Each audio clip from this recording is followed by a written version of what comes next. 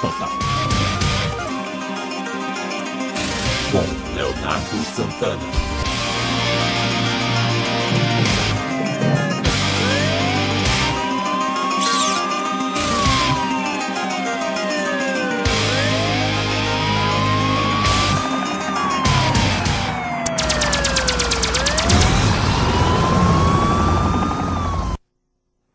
É o Segurança Total começando hoje com você, às quintas-feiras, a gente aqui na ISTV, falando de segurança, como você já sabe aí no Brasil inteiro, no mundo inteiro, a gente fala de segurança, mas com a cara do Brasil. O programa hoje vai estar bem interessante, eu queria mandar um grande abraço para duas pessoas que têm aí colaborado muito com a segurança pública de uma maneira geral. Um deles é o professor Rodrigo, esteve aqui conosco na semana passada, Professor Rodrigo, um grande abraço. Para quem não conhece, rodrigosantos.com, um excelente site, e é uma pessoa que tem tido todo o interesse de colaborar com os profissionais de segurança, como vocês viram na semana anterior.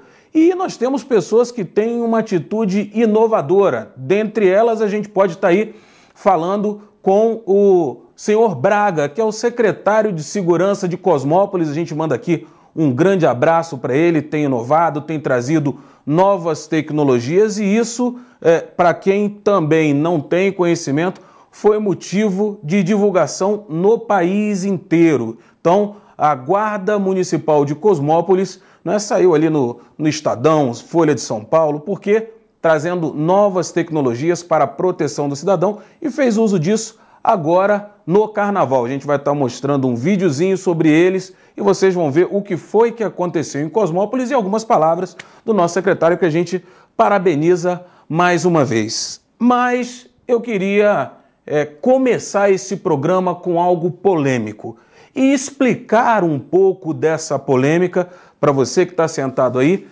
E isso começou com um evento, esse vídeo que vocês vão ver agora, essa participação que vocês vão ter, tá? É um vídeo de algo que ocorreu há 2 anos passados. A gente já trouxe esse vídeo aqui, vamos trazer de novo, só que agora com uma explicação que é voltada para a parte de capacitação, de treinamento do profissional de segurança de uma maneira geral. O vídeo está no ponto aí? Primeiro vídeo, se tiver, a gente pode mandar ver. Vamos lá. Ela percebendo que a polícia vinha atrás com a sirene ligada, ela jogou pro canto como um cidadão tem que fazer e parou o carro. Parou, ela não andou com o carro, ela parou o carro. Eles abordaram ela à base de tiro.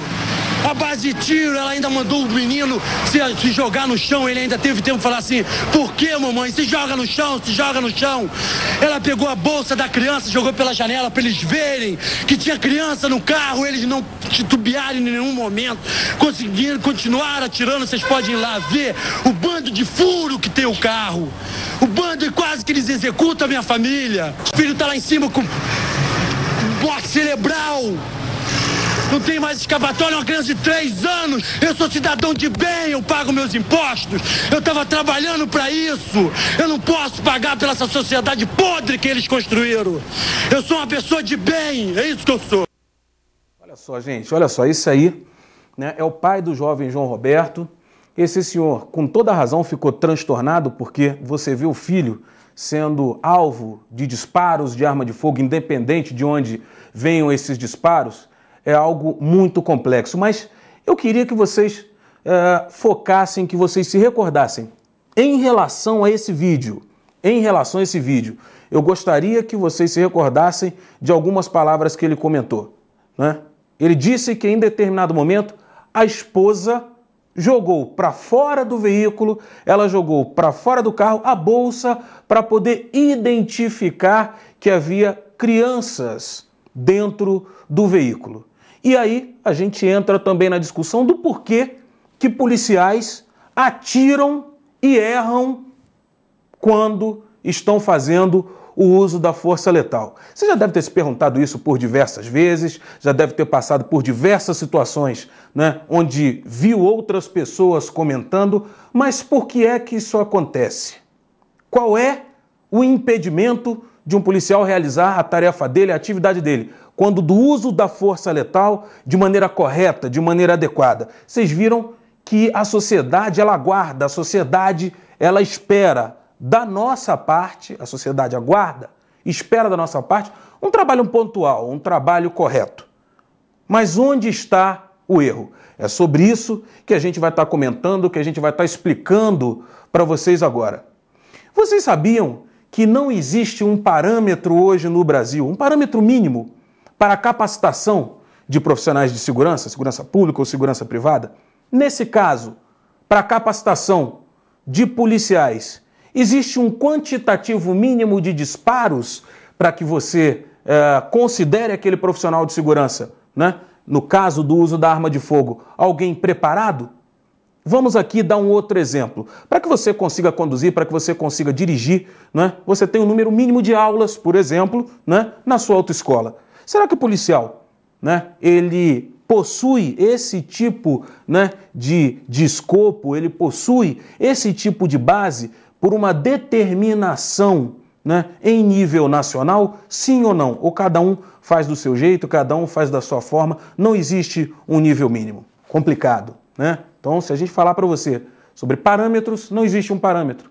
Se a gente falar com você sobre níveis, sobre quantidades, não existe quantidade. Cada um faz do seu jeito.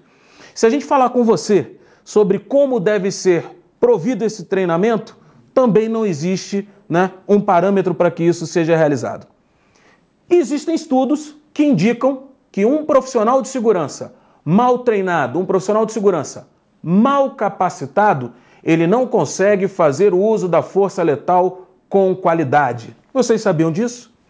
Existem pesquisas que comprovam esse tipo de situação. Então você precisa cobrar de onde vem, como é o treinamento do profissional de segurança que lhe protege. E tenha certeza que em diversas situações, por mais problemático que seja o caso, talvez não seja um problema dele. Vamos entrar na explicação já já, mas antes eu queria mostrar ali na segunda aba algumas imagens para que vocês percebam que isso não é mérito apenas do Brasil, isso não acontece apenas no Brasil. A gente tem aí algumas imagens do que está acontecendo fora do país, vamos lá. Nós temos então, né, agora reclamações, meu volume vai continuar alto aqui, vocês vão ver algumas reclamações, né, em um evento fora do nosso país, em um evento fora do Brasil. Então o repórter está falando de um problema que aconteceu, né, e que foi largamente questionado, não no nosso país, mas fora dele. E a gente volta para o mesmo ponto. Pode adiantar mais um pouquinho esse vídeo, pode colocar mais um pouquinho, né? Isso já chegou na corte, isso já chegou nas instâncias jurídicas norte-americanas. Aí você tem um problema que também foi questionado, mas isso não é aqui, isso é fora do Brasil. Então a gente precisa também discutir isso. Mas eu vou pedir para a câmera focar, para a câmera, né, vir até mim nesse momento, a câmera 1 aqui. Eu queria que você respondesse para mim de novo. Onde está o parâmetro de treinamento dos profissionais de segurança que lhes servem? Eu vou citar para vocês alguns dos problemas, né, que a gente já comentou aqui. Olha só, né, isso é uma citação de um artigo científico, isso é uma citação, né, de algo que foi discutido fora do país. Então, nós temos dois autores, um chamado Corley, outro chamado Seibel, que discutem, né, o nível e a capacitação, a capacidade de tomada de decisão de um profissional de segurança para o uso da força letal. Eles falam de dois itens. Número 1, que se chama de falso negativo. Número 2, que se chama de falso positivo. Eles estudaram o momento em que um profissional de segurança deixa de agir, ele dá aquela travada, ele dá aquela colada de placas, como a gente costuma dizer, no momento em que ele precisa fazer uso da força. E, de repente, uma pessoa recebe um disparo de arma de fogo, uma pessoa é alvejada, né? E ele fica se perguntando, caramba, por que isso aconteceu? Em um segundo momento, no falso positivo, eles dizem o seguinte: o profissional de segurança pode se envolver em uma situação onde ele, como aconteceu nesse caso do garoto João Roberto, pode executar um disparo em uma pessoa em um veículo, errando. Por quê? Porque atuou de maneira equivocada. E aí, a isso eles deram a descrição de falso positivo, ou seja, no primeiro caso, nós tivemos um erro negativo. Por quê? Aconteceu o erro, mas por uma falha de ação daquele profissional que deveria fazer uso da força letal, da arma de fogo. E em um segundo momento, no falso positivo, nós temos aquele profissional que fez o uso da arma de fogo, mas em excesso. Não deveria ter executado o disparo. É o momento em que você pode puxar uma carteira, por exemplo, e aquele profissional mal treinado executar um disparo de arma de fogo imaginando que você está sacando uma arma, né? Então isso faz parte da capacitação, faz parte do treinamento, faz parte do que a gente chama de técnicas de força contra força. E isso já foi estudado.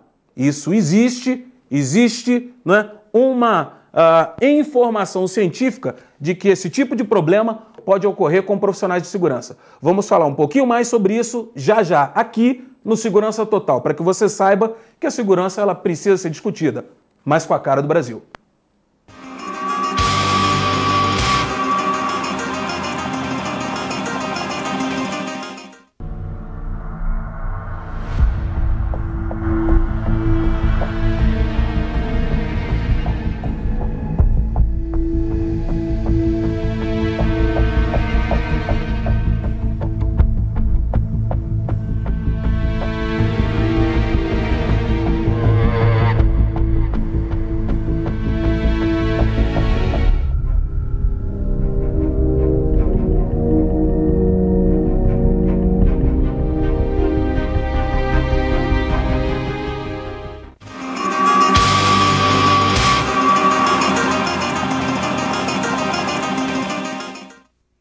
É o Segurança Total retornando, falando com você que é da área de segurança, com você que também não é da área de segurança, mas falando sobre esse assunto com a cara do Brasil. A gente falou agora no primeiro bloco sobre por que profissionais de segurança erram quando do uso de armas de fogo e que existe uma pesquisa científica que comprova esse problema. Profissionais que treinam pouco para o uso da força letal normalmente erram, normalmente não conseguem processar a quantidade de informações que lhes é apresentada, né, em um momento de estresse.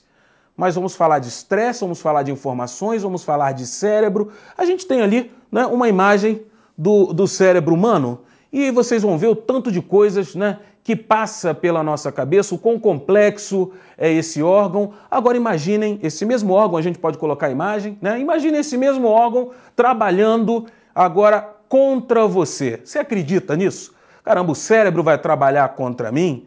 Não, não tem condições, isso não vai acontecer nunca. Acontece.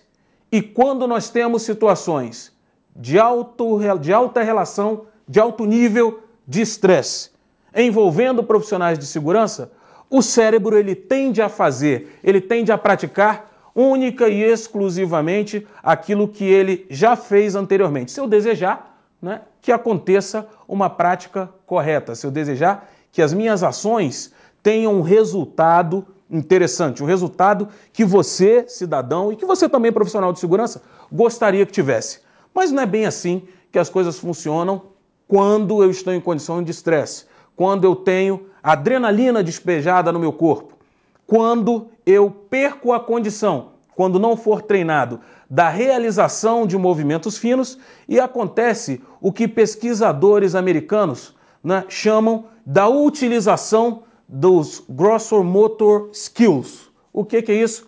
Eu estou falando, né, das habilidades, dos movimentos grossos apenas, dos movimentos mais simples apenas. Então eu tendo a colocar em prática apenas os movimentos mais simples se eu não receber nenhum tipo de treinamento. Isso é o que vai acontecer. Voltamos ao assunto.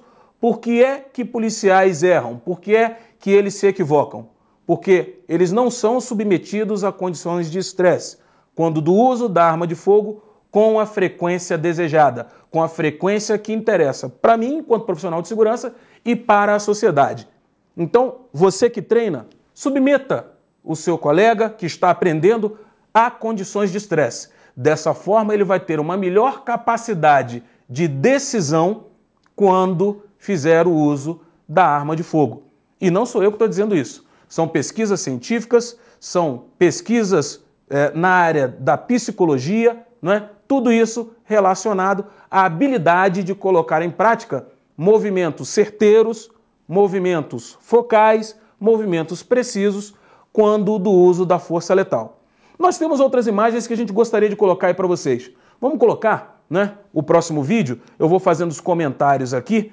Essa foi uma situação onde uma equipe da SWAT precisou fazer o uso da força letal na abordagem a um veículo. Deem só uma olhada como é que a coisa está acontecendo. Olha só, preste atenção. Então, policiais, no momento anterior, já haviam sido, não é, praticamente atropelados pelo condutor desse veículo e logo depois a equipe chegou, o veículo continuou se movimentando. Olhem os disparos, preste atenção, olha a quantidade de disparos. Viram ali? Pronto, interessantíssimo. Muito bem. Agora, eu gostaria que a gente começasse e que você começasse a discutir o seguinte: quantas vezes você executou um treinamento onde o alvo estava em movimento? Quantas vezes? Pouquíssimas vezes. Se você é da área de segurança privada, menos ainda.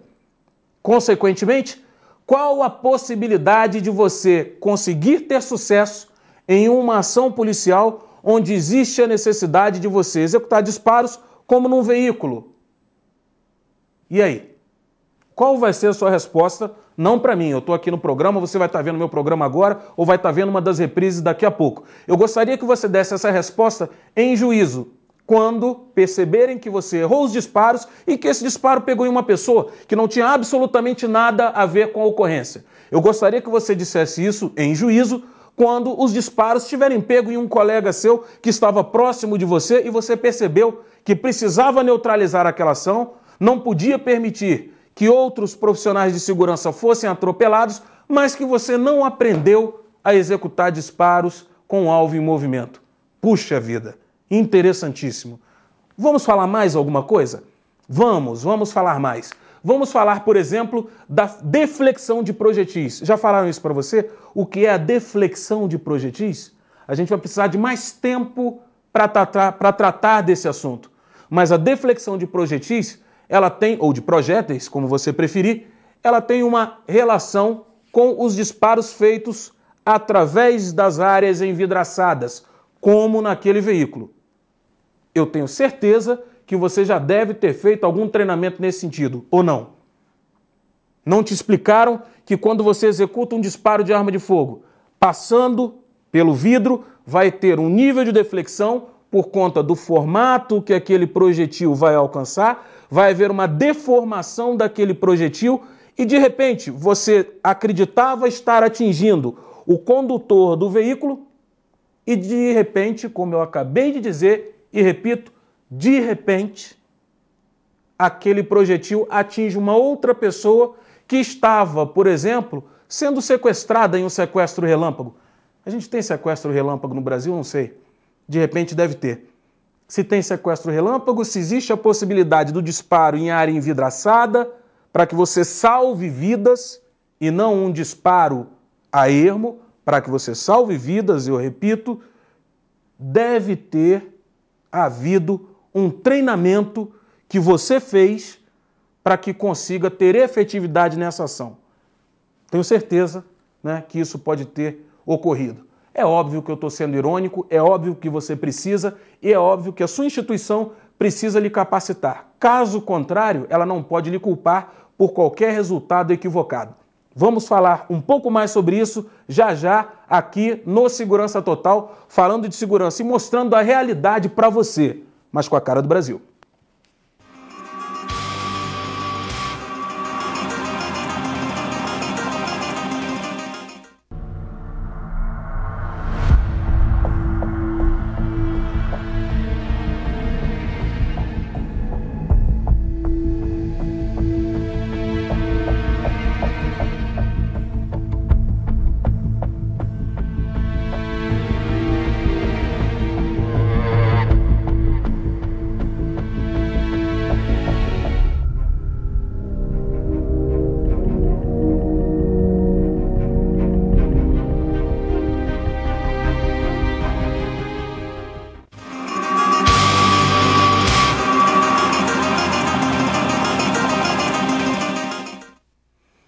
Segurança Total retornando para você, falando daqui de Brasília, Rede STV, para o mundo inteiro, falando de segurança com a cara do Brasil. No primeiro bloco a gente falou, né, sobre um problema real no Rio de Janeiro, né? O garoto João Roberto faleceu depois de uma abordagem que foi feita por profissionais de segurança pública e a gente discutiu o que pode provocar isso e a relação com o treinamento. No segundo bloco a gente já falou de cérebro, a gente já falou da capacidade de decisão, a gente já disse que existe um grande volume de informações que o cérebro precisa processar, só que nós falamos de maneira um pouco simples. Vamos deixar que isso fique mais claro para você. Citando dois exemplos. Número 1, uma abordagem policial simples, onde você de repente se aproxima demais daquela pessoa que vai ser abordada. Onde de repente você não consegue, né, que haja uma manutenção da distância do abordado. E nessa abordagem, quando do uso da força letal, você precisa da distância. Isso não deve ser facultativo, isso é obrigatório. Durante uma abordagem, mantenha a distância. Por quê? Por conta desse volume de informações que o seu cérebro recebe. Informações visuais, informações auditivas, dentro de uma necessidade de solução de um conflito, às vezes com o uso da arma de fogo. Mas aí você vai me perguntar, poxa, mas essa coisa de distância, o que é isso? O que isso tem a ver? Por que meu cérebro assimila tanta informação? Como é que isso pode ser procedido? Bom, isso tem uma relação, mais uma vez, com o seu treinamento com arma de fogo. Você não é treinado, não é capacitado com frequência para executar disparos de arma de fogo a curta distância. E aí a gente já fala de posições não ortodoxas de tiro. O que é isso? O disparo que não é realizado à frente, com o alvo paradinho, para que você consiga tirar 10 na prova e ache equivocadamente que você vai conseguir usar sua arma de fogo com qualidade quando ocorrer um confronto armado. Então, muito cuidado com isso. Talvez você não esteja bem preparado para solucionar um confronto armado. Segundo, falando de distância, se eu estou muito próximo de você, você sabe o que vai acontecer? Você pode ter problemas. Que tipo de problemas você pode ter? A sua capacidade de decisão. Você tem muita informação e você precisa atender ao que o seu cérebro lhe diz. Quanto mais distante você está do seu agressor, quanto mais você pode se afastar do seu agressor, maior a sua capacidade de decisão para conseguir solucionar com qualidade a possibilidade de estar envolvido num confronto armado. Então, mantenha a sua distância. Você sabia disso? Então, no momento, percebeu que tem a necessidade, que vai poder usar arma de fogo, comece a se afastar. Você vai ter uma leitura maior, você vai ter uma angulação maior para poder perceber todas as informações. Você vai potencializar a sua percepção quando do uso de arma de fogo. E a gente tem vídeos que comprovam isso, que comprovam que nós não estamos falando besteira. Isso já é ensinado tanto dentro como fora do Brasil. A gente pode passar o próximo vídeo que está aí? Vamos dar uma olhadinha. Olha só, esse daí é um instrutor que a gente teve a oportunidade de conhecer. O nome dele é Gabriel Soares. É um camarada que é adepto do que a gente chama do treinamento força contra força, tá certo? E agora ele está demonstrando um momento em que alguém pode vir, por exemplo, com uma faca na sua direção.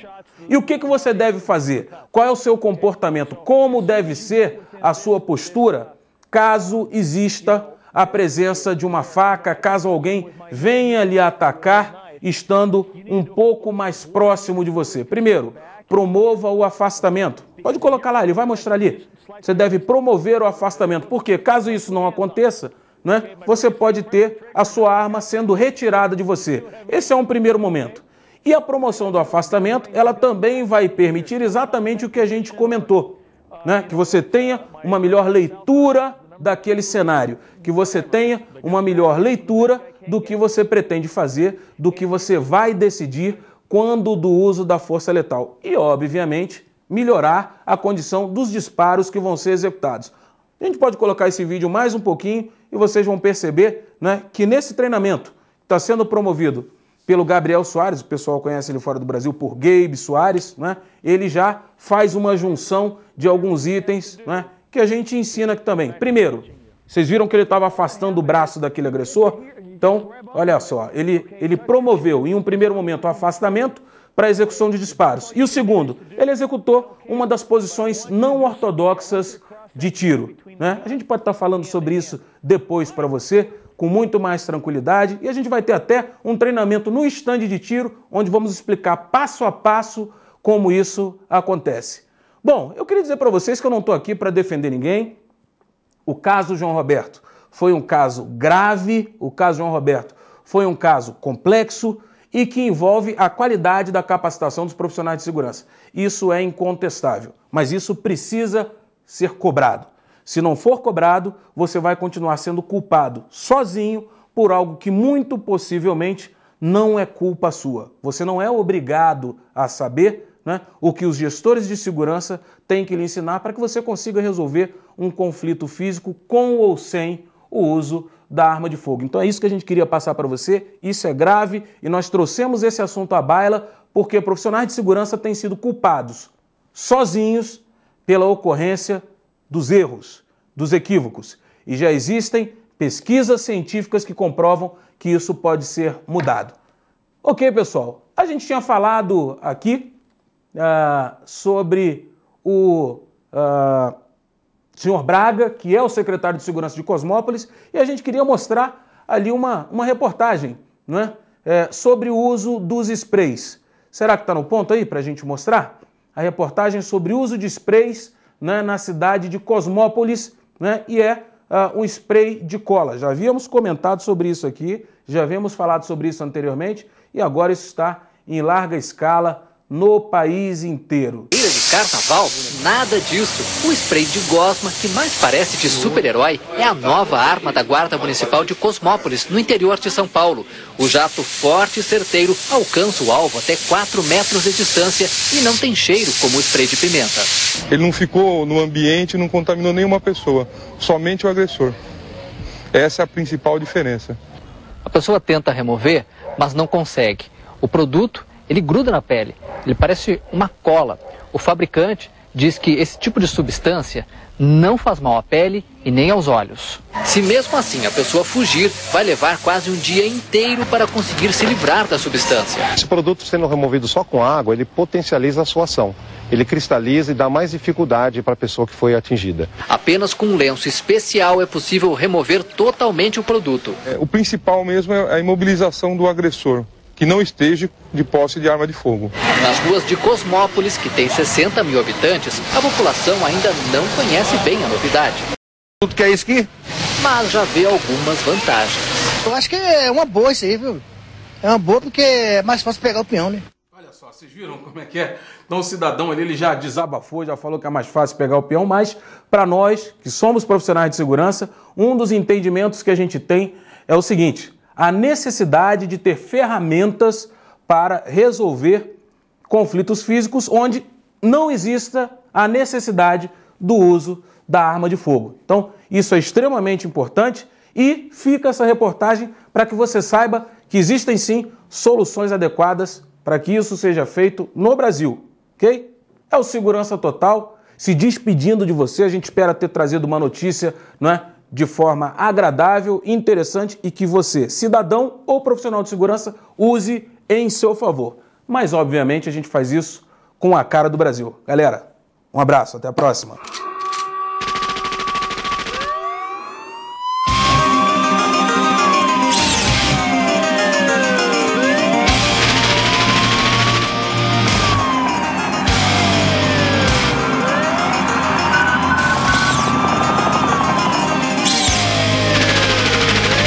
Segurança Total. Com Leonardo Santana.